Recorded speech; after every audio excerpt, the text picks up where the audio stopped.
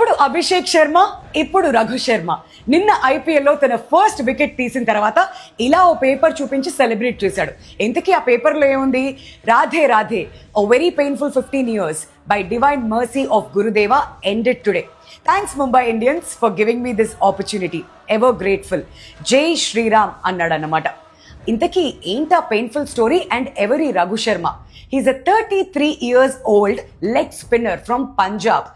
ఇంతకీ 18 ఏళ్ల వయసులో తనకి క్రికెట్ ఆడాలి అనేటువంటి ఆశ కలిగిందంట. అప్పుడు తన బరువు 102 kilos. మరి దాదాపు 6 నెలల పాటు 45 degrees ఎండలో పరిగెత్తి మరి 30 to 35 kilos తగ్గాడంట.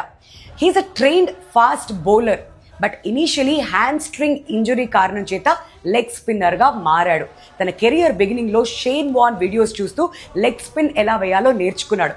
ఆ తర్వాత పుదుచ్చేరి అండ్ డిఫరెంట్ కంట్రీస్కి వెళ్ళి క్లబ్ క్రికెట్, కౌంటీ క్రికెట్ ఆడి మరీ ఇమ్రాన్ తాహిర్ని కలిసి కొన్ని టిప్స్ కూడా తీసుకున్నాడంట. ఆ తర్వాత ఐపీఎల్లో సిఎస్కే అండ్ ముంబై ఇండియన్స్కి నెట్ బౌలర్గా ఉన్నాడు. లాస్ట్ ఇయర్ ముంబై ఇండియన్స్ తనను ఒక రీప్లేస్మెంట్ కింద సైన్ చేశారు ఫర్ 30 lakhs.